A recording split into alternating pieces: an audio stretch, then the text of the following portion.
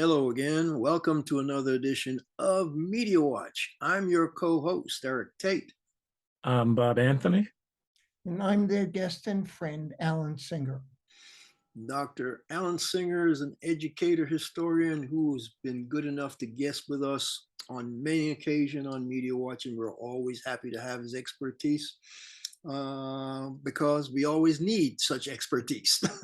So we're doing a typical middle of the week Wednesday session that will hopefully air the following Monday on Manhattan Neighborhood Network, being brought to you by the good graces of Manhattan Neighborhood Network, EVT Educational Productions, and Zoom's Technology. And because we're airing pretty close to the midterm elections and the local New York elections, we're going to kind of primarily focus on the 2020-2022 midterm elections. Related to elected officials and people who didn't like certain elected officials. Case in point, the Michigan guys who got convicted. Bob, tell us who those guys were and what they got convicted of. Right. I mean, if our listeners remember, there was a organized group, gang of people really, who got together and decided it would be a good idea to kidnap Michigan Democratic Governor Gretchen Whitmer. And because of they somehow thought it was the right thing to do in light of the 2020 election. They were, obviously found out, arrested, and they were they went first through federal court, in which one person was convicted, and the other three I guess got different decisions. Yeah. But nobody actually got acquitted in that federal court. Yeah, right. But in state court in Michigan, the men on trial, Paul Bellar, Joseph Morrison, and Peter Musico, were convicted of the kidnapping charges. They were accused of helping Adam Fox, which was the other person convicted in federal court of conspiring to kidnap Governor Gretchen Whitmer. Mm-hmm. And so this basically closes that little bit of lunacy, right, in terms of people who basically absorbed everything the far right had to say and then did something about it, thinking that they were somehow helping the process. Did something crazy about it, yes. And of course, the far right craziness didn't stop there, because I just saw, which we discussed earlier, a guilty plea took place in the Cuyahoga County Courthouse, where the two guys were going to be tried for voter intimidation, voter interference, a whole, various and sundry, as the New York Times headline put it, right-wing operatives plead guilty in voter suppression scheme. Jacob Wohl and Jack Berkman arranged thousands of robocalls that prosecutors said were intended to discourage residents of minority neighborhoods from voting by mail in 2020. And they took that guilty plea because I think they were worried about maybe getting hit with longer sentences, because the guilty plea only gave them a 1-year sentence and a $2,500 fine. And would you say the government wanted the fine to be, Bob? I think the government wanted it to be like $5 million, and somehow the judge whittled it down to that. To 2,500. Right. And just to be clear, we're talking about Cuyahoga County. That's Cleveland, folks, and Cleveland, Ohio. Mm-hmm. Yeah. So that bit of far right craziness also went down the tubes with that guilty plea, but didn't stop there, because here we are. The 2022 midterm elections have already kicked off, and in early voting out in Arizona. Alan, what was the craziness going on out in Arizona with the wacko right-wing GOP folk? I think what they were doing is like a camouflage costume. They were looking at drop-off boxes for early voting, and they were photographing people and photographing cars. It was all done to intimidate people, to scare them from going to vote. Interestingly enough, the story I read said that somebody got a little ticked off at that and decided they would photograph the same people who were trying to intimidate them, but the people trying to do the intimidation had covered up their license plate. So, There's but a lot the of calls, crazies. yeah, the calls went to the local police saying, hey, look, there's some crazy people out here getting in the way of people trying to vote. You need to come take a look at this. And the cops actually came and said, yeah, this is kind of voter intimidation. We don't like this happening in our county. So the GOP far-right craziness didn't stop in 2020. It continues in 2022. And just to be clear, Alan, the local GOP encouraged this, right? They encouraged people to keep an eye on the ballots and make sure they didn't get stuffed or whatever the reason. I expect this is going to happen nationwide in the 2022 election. And they're going to use the pretense that they're protecting democracy, and really what they want to do is prevent it. Yeah, this is GOP voter intimidation. They've used that playbook. They used that playbook in New Jersey 20 years ago. They put, or more, and they put a injunction on the GOP nationally from those tactics. That injunction got lifted like 2 years ago. We talked about that on Media Watch a couple of years ago. That injunction got lifted, and when it got lifted, we talked about the fact that, guess what? That's going to loosen the floodgates for voter intimidation, and we were correct.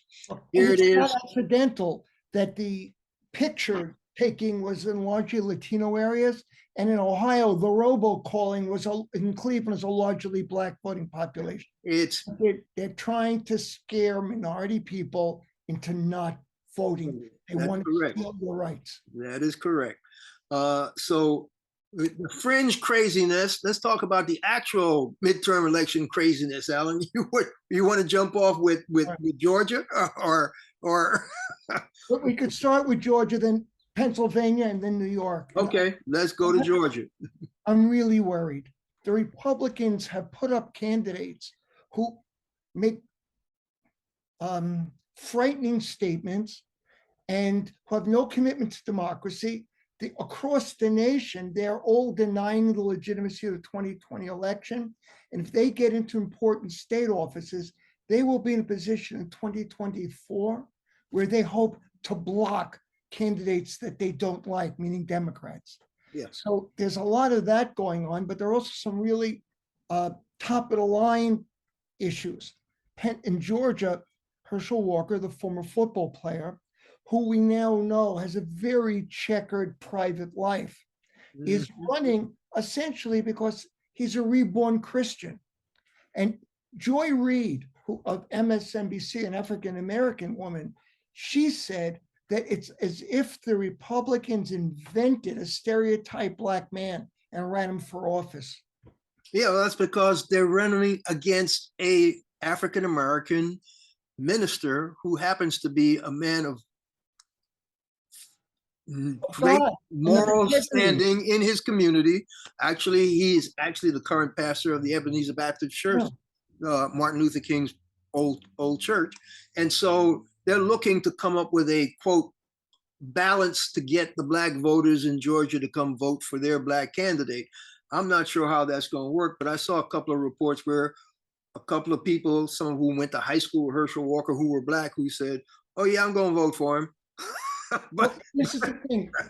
When Warnock was elected to that to fill an empty seat in 2020, the whole election was only separated by like 10,000 votes. Correct. So what they're doing is they're saying if we can chip away just a little bit. They're trying. And Donald Trump actually turned to the Georgia election officials and said, I just need 8,000 votes. Can you get me 8,000? 11,782. Wasn't that? Was that the figure? Yes, it was more like 11,000. Right. I got that number burned into my brain. Yes. In Pennsylvania, the Republican candidate for governor keeps talking about creating a Christian nation, and he has used anti-Semitic tropes. He keeps calling his Democratic Party up his opponent, who's Jewish. He's an elitist. Doesn't call him a Jew. He's an elitist. But it's a trope. He's really saying he's a Jew. Code. And then it's a code. And then in the Senate race, they imported Dr. Oz, a TV quack. I mean, Dr. Oz pushes vitamins and And was a legitimate surgeon, but he's pushing remedies, Trump remedies for COVID. Yeah. The Democratic candidate, who was very popular, is a really good rep. He was lieutenant governor. He suffered a stroke. He seems to be better, but they're playing up everything they can, or every dirty playbook to try to get this election. And right now, it looks like the Republicans may be able to take control of the House. Well, let's not go to the House yet. Let's stay with, okay, the Fetterman-Oz Senate race is going to be tight just because Fetterman had that stroke. Fetterman actually plays well with the rank and file Pennsylvania voters, from what I've been able to see. And so that's actually why Dr. Oz has been having a hard time to get any traction, because Fetterman is a very down to earth kind of guy. But that stroke has put a dent in his forward momentum. So that race has gotten closer. Double back to Georgia. The reason why I want to double back to Georgia is because when Stacey Abrams was on the top of the ticket for governor, which she actually won the last time, but the guy she ran against was the state attorney general, so he rigged the election against her, and so he became governor. But guess what? He legitimately now is ahead in the polls in Georgia. And despite the fact that she has a good ground game and really got a lot of people out to vote, it's, from my reading of all the tea leaves and seaweeds and whatever you read, she's got an uphill battle, which is not boding well, because if he wins, his coattails might actually help pull Herschel Walker. But the interesting thing, the early voting already is underway in Georgia and is through the roof. And pass is prologue. When early voting is through the roof, it usually is a lot of Democratic voters voting early. And so who knows how that race is going to turn out. So I didn't want to get off the Senate race before we did that. No, the Stacey Abrams effect is going to help. The fact that she's still there and still pushing people to get out to vote, that's going to help the early turnout a lot. But like you said, I think she's behind, at least the polling shows, by too many points to win herself, but she might be able to help Warnock keep his seat. Part of the Republican strategy in running someone like Herschel Walker is you could be a racist and say, well, I'm not a racist, you see, because I voted for Herschel Walker. And it really excuses people from taking racist positions. And it's a nasty strategy. Oh, hey, look, the Republicans know no bounds for, you got to go back to Willie Horton. You got to go back to Lee, whatever, Atwater, who crafted the Willie Horton strategy. And it doesn't matter who's on the ticket. It's the people behind the scenes pulling the strings, the dark money, the PAC money. They've dumped all kinds of PAC money into all those races that they're trying to win. Take that race in Ohio where JD Vance is up against, who is it, Ryan? Tim Ryan. Yeah, that race, they've dumped so much money in there because JD Ryan can't raise any money by himself. So the dark money PAC is dumping a whole ton of money into that race in Ohio. And someone who had been on anybody but Trump. And then as soon as Trump got elected, he lined up. I was going to say kissed the ring, but really. Yes. It was not the ring that he kissed. Ryan, let me give you Ryan's one-liner. Ohio doesn't need an ass kisser, they need an ass kicker. And that's Ryan's line that encapsulates exactly what and who JD Vance is in trying to win that seat. He's a Trump ass kisser. And we can say that on Media Watch. We don't have a problem saying that. But okay, so that's that tight race in the Senate. Now we could segue over to the House, because the tea leaves and the seaweeds and whatever are saying that Democrats are going to lose the House. And I don't believe tea leaves and stuff, but I'm worried about whether or not there's enough enthusiasm or whether there's enough ground game to get out the vote that the Democrats need to get out. my take is, and I've told people this, if all these young people who claim that their vote doesn't count, or that why vote anyway because it doesn't matter, if they would register and vote, because most of the GOP policies are anti-young people, anti-abortion, anti-social justice, equality, anti most of the stuff that these young people care about. And if they would register and vote in this election, there'd be no problem holding on to the House and taking the Senate. But I don't know how to get that message out. I don't know what Jay-Z and those rappers and those celebrities are talking to their constituents about voting. If Kanye is saying go vote MAGA, Jay-Z should be saying go do something else. You follow me? Yeah. But I don't know what's going on there. You guys tell me. Well, in New York, there are a number of key congressional races, and they're very, very important, because if Republicans take the House, you're going to get Marjorie Taylor Greene running committee investigations on the space aliens. Yeah, right. She's already said she's going to try to impeach Biden. They're going to completely tie up the government. Yeah, you're right about that. 2 races on Long Island that are open seats, and the people need to say no to Trump, no to Marjorie Taylor Greene. We're not voting for any Republicans. Staten Island, Brooklyn, there's a seat which is going back and forth. People have to say no to Trump, no to Marjorie Taylor Greene, no to Republicans. And there are a couple of other seats up in Dutchess County and in Westchester. So the vote in New York may well decide what happens in the House. Yeah. But the other thing is that Zeldin, who is the Republican candidate for governor, been creeping up because he's raising all sorts of fears about crime. Yep. When they start yelling crime, they're yelling race. Yep. Because and then the gas is not, and what we have again is, if there's a big Republican vote for Zeldin, even if he doesn't win, he may carry some of those congressional elections. Yep. I think you're right about that. Here's my point that I think the Democrats are missing. I could be wrong, but these Republicans all claim they're a law and order party and they're talking about crime. And the Democrats should be saying, then why were you voting to abrogate the presidential election? That was illegal.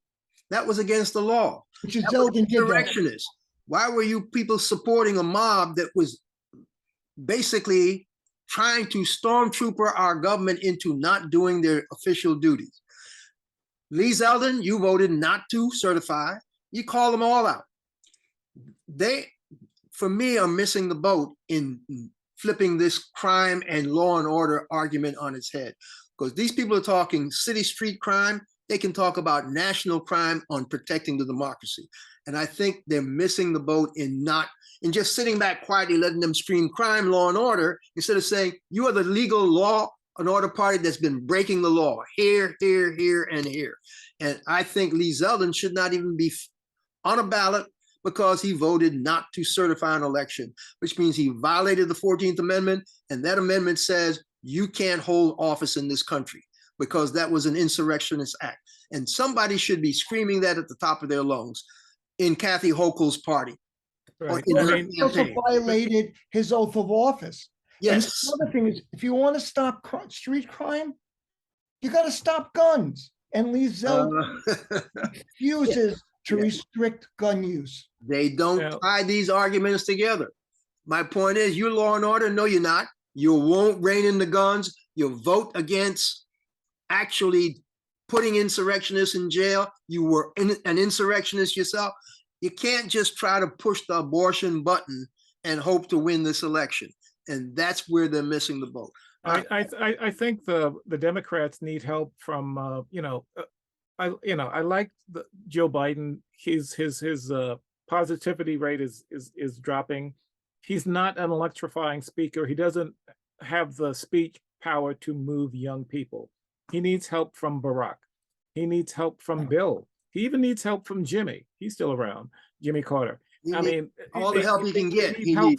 They need help from Democrats who can talk exactly what you said and get that word out and just push back on these Republicans that just are trying to send the message that the Democrats are responsible for the gas prices going up. Yeah. They're responsible for the shootouts at the schools. I mean, they need to get the word out. Look, I agree. Great Britain just tried the Republican economic solution, and they collapsed the entire national economy to the point that the prime minister was in office for a month and a half, had to quit. So here the Republicans are running on cut the taxes, and they tried it in Britain, and we know it doesn't work. It was a disaster. Yeah, but And how long did that take? That was like instant. Instant. Yeah, they don't tie that. The Democrats don't tie that stuff together for their political messaging. And so that's why I think this inflation battle, and Joe Biden has no control over global inflation, and he has no control over oil prices going up, because guess what? If there's a shortage, price is going to go up. And OPEC Plus made sure there's going to be a shortage. The war in Ukraine, triple that, make sure there's a shortage. He's got no control over that, but the voters don't seem to understand that. And so that's why his approval rating is low. I don't know how much time we've got left, but we're doing well. We have a good 6 minutes. Good. Because you want to talk about another crazy. Yeah. I want to make sure, because we don't want to just slapdash this thing, but within the context of trying to put things in the proper perspective, whether it's political or social or racial, we can't not address the latest brouhaha that's been caused by a wannabe formally announced presidential candidate who probably still thinks he's a viable presidential candidate, but whose stock seems to be tanking as we speak. And that is the gentleman formerly known as kanYE, now known as Ye. And so I'll weigh in and say, I think he has lost his moorings because his mother passed, and she's been gone a while now, but from the time she passed, he seemed totally unhinged, and it has gotten progressively worse. And so whatever filter she used to have to keep him on a normal, semi-logical plane, which he'd not been on that much, but she was able to rein him in. Two things happened. She died, and he basically, that's a phone call that I can't seem to end. It was like the dramatic lead. I'll call you back. I'm taking the show. Also, his wife left him. You don't want to leave that one out. Right. Yeah, but the bottom line is the arrogance that comes when young people get phenomenally wealthy and don't have a filter seems to have just exponentially blown this man's mind to depths that he can't control. So I'm going to say he doesn't seem like he's all there. It seems like what he's doing is a cry for psychological help, for an intervention. But Alan, you're of Jewish heritage. Yes. You need to interpret whether you think this is coming from a space of actual evil, a space of ignorance and lack of empathy, or all of the above. We're going to weigh in, but I need your take, because you've seen this kid out. You know where he's coming. Well, it's hard to say, but I got it. One thing, Tucker Carlson has been praising him, and that is scary, because it's not the anti-Semitism in the United States. It's easy to say, well, it's Kanye West, but it's a much broader phenomenon. He wasn't marching in Charlottesville with the neo-Nazis. But Kanye has identified some ideas with a group called the Black Israelites, claiming that your Eastern European Jews are not the real Jews, so he's not really an anti-Semite, but the Black Israelites. It's a very marginal sect. it's not supported by historical or scientific evidence. Why he accepts that, why he went off, as you said, the deep end, it's hard to say, but he has definitely gone off the deep end. I mean, the way he and like you said, Eric, it's such a level of arrogance. I mean, he said that I can say whatever I want about Jewish people and Adidas can't do a damn thing about it. Yeah. And luckily, finally, Adidas did and drop them from their corporate brand. Bob, And why did it take them so long? Not when he started, but so long after he said what he said. You would think they would have dropped the axe immediately. agreed. And they They're took, taking- go ahead, Alan. Well, they're taking a $250 million hit by dropping his brand. And I think that's the bottom line. I don't think Adidas is worried about anti-Semitism. They're worried about cash. It took public pressure to make them get them to make that move. And I'm glad they did it. And yeah, kanYE needs to, I don't know what help he needs, but he needs to do something. And we have about 90 seconds left, about a minute and a half. A couple of top athletes have dropped their ties with him. Aaron Donald, and who else was it? Jaylen Brown of the Celtics. Yeah. His company had represented them as agents, and they said we want no more connection with him. Yeah. And- It always bothers me when young people seem to lose their bearings when they have such potential. And there's no doubt that this young man has so much potential. You can tell musically, he knows what he's doing in his field. You can tell that he persevered against a lot of whack odds and people trying to keep him down. And so to get to the level where you actually prevailed and then just come totally unmoored to self-sabotage, basically, is what we're looking at. I don't care if a bunch of wacko right-wing white supremacists put up a flag on a bridge in LA saying kanYE is right. kanYE is not right. kanYE needs to understand that there's all kinds of bad things that have happened in the world. And a lot of them have happened to not just Black people, but Jewish people. Right. And we're about a bunch of other people, okay? And you need to figure out how to learn that history and empathize with that history. We're out of time, folks. Yes. This has been Media Watch. I'm Eric Tait.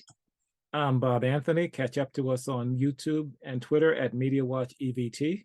And I'm Alan Singer. Thank you for having me. We'll catch you the next time, folks.